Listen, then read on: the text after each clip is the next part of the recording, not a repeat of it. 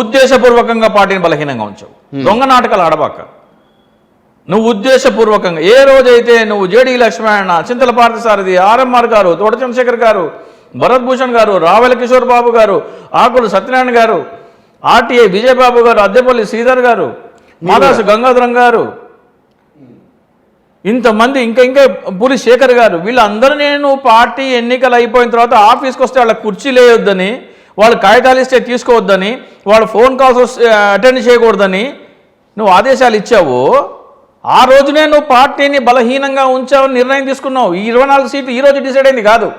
Okay, ఆ రోజునే ఎన్నికలైన మరుసటి రోజునే వీళ్ళందరినీ కాపులందరినీ చేర్చుకుని, ఇది కాపుల పార్టీ, కాపు ఓటు చీల్చడం కోసం చేర్చుకున్న పార్టీ.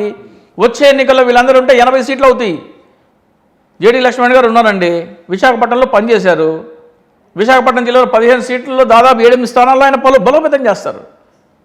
అట్లా ఒక్కొక్క నాయకుడు ఒక్కొక్క జిల్లా తీసుకుని పనిచేస్తే 80 సీట్లు తక్కువ ఎవడు తగ్గడు. అవును, చంద్రబాబు నాయుడు దగ్గర లొంగడు. ఇప్పుడు పాటాన్శెట్టి సూర్యచంద్ర, విడివాడ రామచంద్రరావు ఇద్దరే కనపడుతున్నారు కదా, అప్పుడు 100 మంది కనపడతారు. చంద్రబాబు నాయుడు 80 సీట్లు ఇవ్వక తప్పదు. సో ఎక్కడ కొట్టిందంటారు దెబ్బ? అంటే బినామీ అని చెప్తున్నా కదా. ఆ రోజునే వాళ్ళని పంపించేశారంటే 25 సీట్లకి 25 లోపు సీట్లకి ఆ రోజునే ఒప్పందం అయింది. ఇది కూడా ఇప్పుడు క్యారెట్ అండ్ స్టిక్ అని ఉంటుంది. గుర్రం మీద ఒక మన కర్రకి, వెదురు కర్రకి క్యారెట్ అలాంటి తీసుకుంటాడు. గుర్రానికి క్యారెట్ అంటే చాలా ఇష్టం, దాన్ని ఎదురుగా పెడతాడు. అదేమో క్యారెట్ దిగడాన్ని 2 అడుగులు వేస్తుంది, కొంచెం ముందుకు వెళ్తుంది, మళ్ళీ క్యారెట్ ముందుకెళ్తుంది. అలా అలా అలా అలా అది పరిగెడతా ఉంటుంది, క్యారెట్ కూడా వెళ్తూ ఉంటుంది. క్యారెట్ అండ్ స్టిక్ పాలసీ కేవలం కాపులని ఎర్రి పుష్పాలను చేసి వాళ్ళ ఓట్లు వేయించుకునేందుకు స్థాపించిన పార్టీ జనసేన పార్టీ. అది పవన్ కళ్యాణ్ పార్టీ కాదు, అది చంద్రబాబు నాయుడు స్థాపించిన పార్టీ. పవన్ కళ్యాణ్ కేవలం బినామీ. పార్టీని బలోపేతం చేస్తే కార్యక్రమాలు చేయమంటే చేయరు ఎందుకు? ఒక 5 కార్యక్రమాలు చెప్తాను. పార్టీ బలపడదా చెప్పండి. నాకు బలం లేదు, క్షేత్రస్థాయి బలం లేదు, నేను బలపడలేదు, మన బలం ఇంతే అని చెప్తాడు. ఇంకోటి, వాళ్ళు మనకంటే 40 సంవత్సరాల అనుభవం ఉంది పార్టీ, మనం 10 సంవత్సరాలే అంటాడు.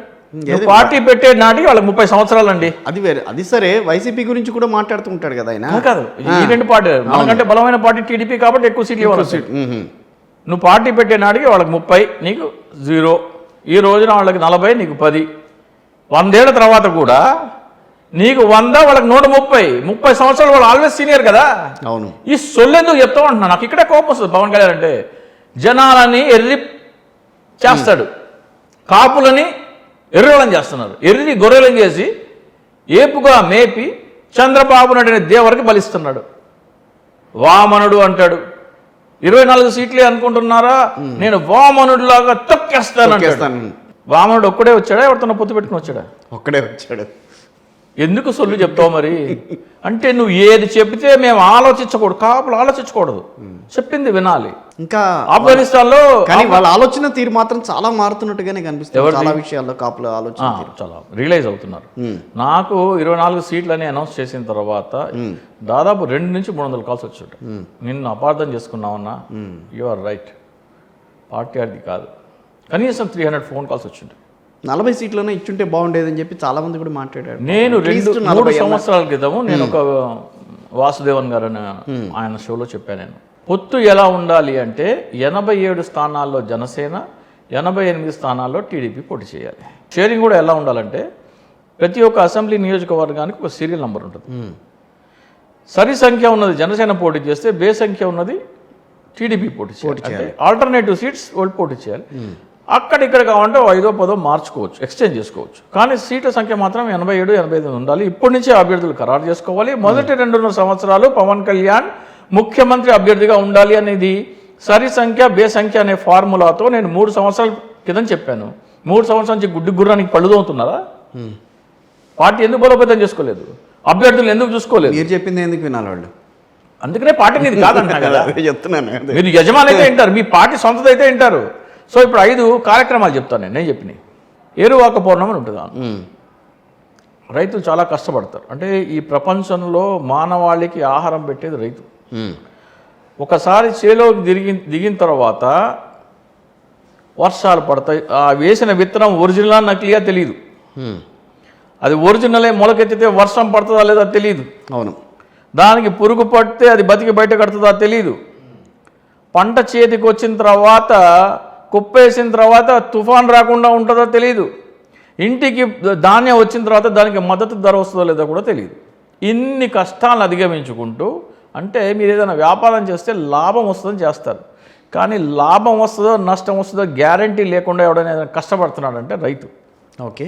ఆ రైతుకి ఏరువాక పౌర్ణమి రోజున జనసేన కార్యకర్తలందరూ వెళ్ళి మెడలో ఒక కండువా వేసి, మానవాళికి ఆహారం వండిస్తున్న మీరు మహోన్నతమైన వృత్తి చేస్తున్నారు, మీ 10 వేళ్ళు మట్టిలోకి వెళ్తేనే మా 5 వేళ్ళు నోట్లోకి వెళ్తాయి, మీరు చేస్తున్న ఈ ఉన్నతమైన వృత్తికి మేము రుణపడి ఉన్నాము అని చెప్పి దండేసి వాళ్ళకి తిలకం దిద్ది స్వీట్ ఇచ్చి, మీకు ఈగో అడ్డు రాకపోతే కాళ్ళకు దండం పెట్టి వచ్చే కార్యక్రమం చేయమని చెప్పారు.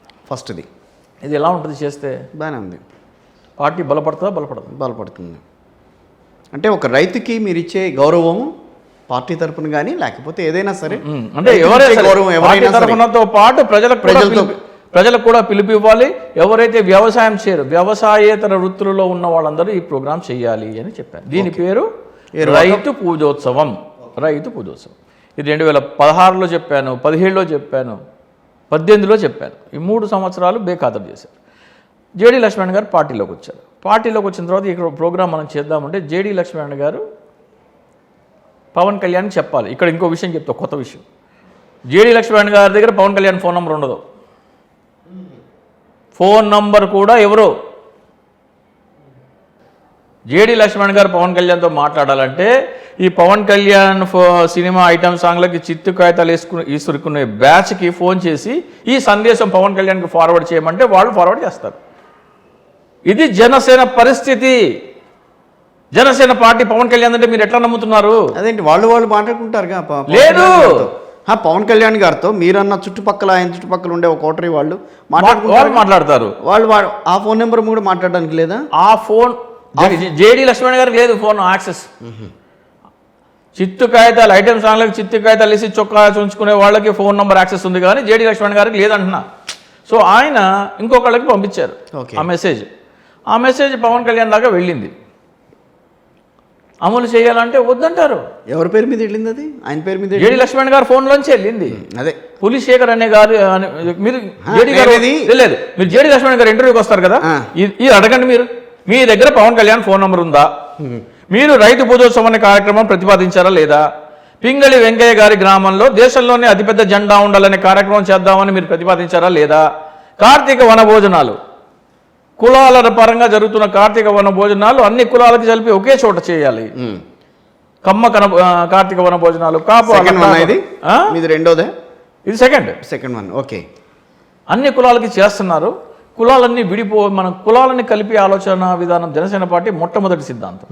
దాన్ని రూపుమాపేందుకు అన్ని కులాలని కలిపి ఒకే చోట కార్తీక వన భోజనాలు పెడదామని చెప్పేసి ప్రతిపాదించడం జరిగింది. మూడోది అయితే నాదెళ్ల మనోహర్ దగ్గరికి గారా రాఘవ్ అనే వ్యక్తి ఇన్విటేషన్ తీసుకుని వెళ్ళాడు. ఇన్విటేషన్ తీసుకుంటే ఏంటిది అన్నారు. ఇట్లా కులాలను కలిపి ఆలోచన విధానం ఆచరణాత్మకంగా చూద్దామని చేస్తున్నాం. రాష్ట్ర వ్యాప్తంగా సామూహిక సహపంక్తి కార్తీక వన భోజనాలను చేస్తున్నాం జనసేన పార్టీ పేరు మీద, అన్ని కులాలకు కలిపి వచ్చేట. అంటే ఇది ఆపేయండి అన్నారు. ఆపేయండి అంటే లేదండి, నేనే కాదు 30 చోట్ల చేస్తున్నారు రాష్ట్ర వ్యాప్తంగా, ఎవరోడికి చెప్తారు ఆపుతారని. మేము అయినా కానీ వంటోళ్ళకి వాళ్ళకి వీళ్ళకి అడ్వాన్స్లు ఇచ్చేసామంటే లేదు ఇది ఆపడానికి వీల్లేదు, ఇది చేయడానికి వీల్లేదు అని మరుసటి రోజు మీటింగ్ పెట్టుకున్నారు. మీటింగ్ పెట్టుకుంటే నాదెళ్ల మనోహర్ ఇట్లా చేస్తున్నారంటే ఆపేయాలని అన్నారు. తోట చంద్రశేఖర్ గారు ఇది ఆపడానికి వీల్లేదు, ఇది అద్భుతమైన కార్యక్రమం, ఈ కార్యక్రమం చేస్తే మీరు ఒక అభినవ అంబేద్కర్ అవుతారన్నారు. ఎవరు? తోట చంద్రశేఖర్ గారు.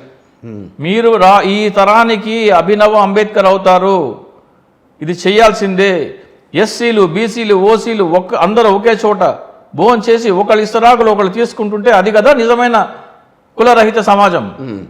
అది కదా మనం అమలు చేయాలి. అంటే చేయడానికి వీల్లేదని ఒక ట్వీట్ చేశాడు. జనసేన పార్టీ పేరు మీద కానీ పవన్ కళ్యాణ్ పేరు మీద కానీ ఎవరు కార్తీక వన భోజనాలు చేయకూడదని ట్వీట్ చేశారు. అంటే ఎక్కడెక్కడ ఎవడెవడు అరేంజ్మెంట్ చేసుకున్నా వాళ్ళందరూ ఆగిపోవాలని. అంటే మీ పార్టీ బలపడడానికి ఉద్దేశం లేదు అని చెప్పడానికి ఇది రెండో ఉదాహరణ. ఇది చేస్తే పార్టీ బలపడుతుందా? బలపడుతుంది. వద్దన్నారంటే అక్కర్లేదని. బలపడటం మీకు ఇష్టం లేదు. Third point. మూడోది పింగళి వెంకయ్య గారి అది చెప్పాను. ఓకే. దేశంలో ఎత్తైన జెండా, అతిపెద్ద జెండా, జాతీయ జెండా రూపకర్త ఆయన గ్రామంలో ఉండాలని, అక్కడికి వెళ్ళి తీర్మానం చేయాలని. అది వద్దంటారు.